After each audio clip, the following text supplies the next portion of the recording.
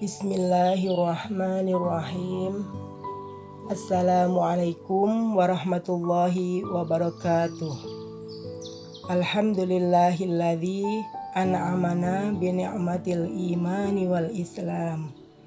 Wa nusalli wa nusallimu ala khairil anam Sayyidina Muhammadin wa ala alihi wa sahbihi ajma'in. Amma ba'd. Syukur alhamdulillah senantiasa kita panjatkan kehadirat Allah Subhanahu wa taala yang memiliki keistimewaan dan pemberian segala kenikmatan besar. Baik nikmat iman, kesehatan, dan kekuatan di dalam penyusunan tugas ini. Salawat teriring salam senantiasa tercurahkan kepada Sayyidina Muhammad sallallahu alaihi wasallam, keluarga dan para sahabatnya dan penegak sunnahnya sampai kelak akhir zaman. Sahabat ilmu yang dirahmati dan dimuliakan Allah Subhanahu wa ta'ala, perkenankan kami dari kelompok 1 menyampaikan tugas mata kuliah akhlak tasawuf di bawah bimbingan dosen pembimbing Bapak Ahmad Haris Kurniawan MPD dengan tema Harta Benda dan Bahagia, bersama Ibu Meliawati, Bapak Zakaria Fadli, dan saya Ibu Uswatun Hasanah. Selanjutnya, lebih lengkap akan disampaikan rekan saya, Bapak Zakaria Fadli. Tafadhol. Hidup bahagia adalah keinginan setiap orang. Tak bisa dipungkiri, semua orang rela melakukan apapun demi mencapai kebahagiaan.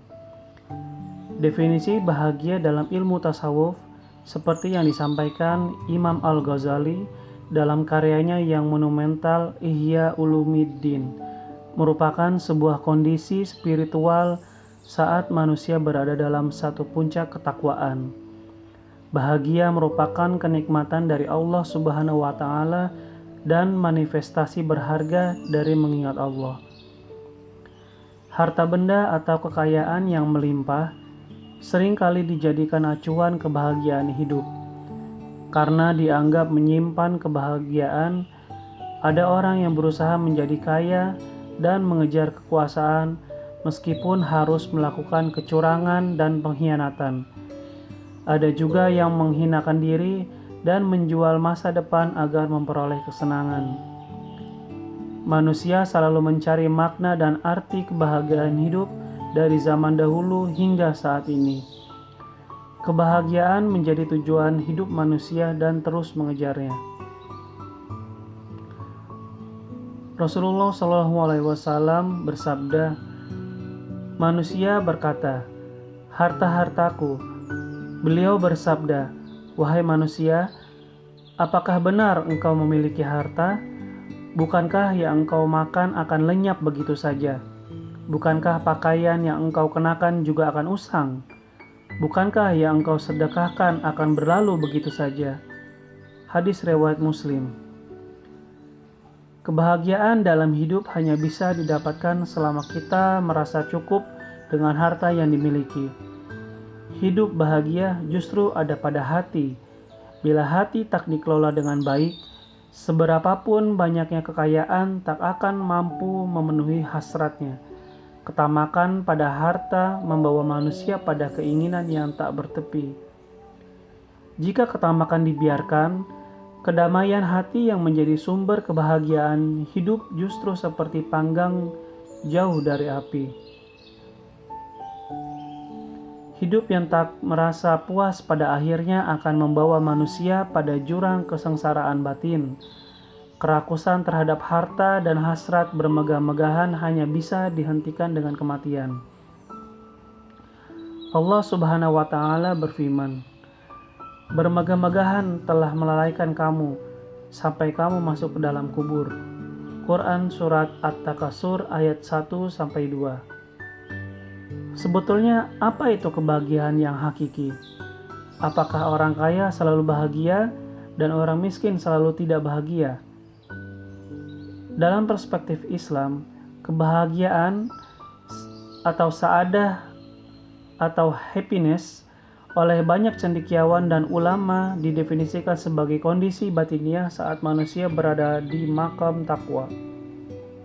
Jadi, kebahagiaan adalah kondisi hati yang dipenuhi dengan keyakinan atau iman dan berperilaku sesuai dengan keyakinannya itu. Bilal bin Rabah merasa bahagia dapat mempertahankan keimanannya meskipun dalam kondisi disiksa. Imam Abu Hanifah merasa bahagia meskipun harus dijebloskan ke penjara dan dicambuk setiap hari karena menolak diangkat menjadi hakim negara. Allah Subhanahu wa Ta'ala berfirman, "Dan Allah telah membuat suatu perumpamaan dengan sebuah negeri yang dahulunya aman lagi tentram. Rezeki datang kepadanya melimpah ruah dari segenap tempat, tetapi penduduknya mengingkari nikmat-nikmat Allah. Karena itu Allah menimpakan kepada mereka bencana, kelaparan, dan ketakutan disebabkan apa yang mereka perbuat." Quran Surat An-Nahl ayat 112. Dari uraian di atas dapat disimpulkan bahwa banyaknya harta benda tidak menjamin kebahagiaan seseorang. Kebahagiaan hakiki adalah ketika kita berhasil mencapai ma'rifatullah, telah mengenal Allah Subhanahu wa Ta'ala dengan baik, baik secara ruhiyah maupun secara ilahiyah. Dan jika Allah mengaruniai banyak harta benda, maka harta benda itu akan dipergunakan sebaik-baiknya di jalan Allah.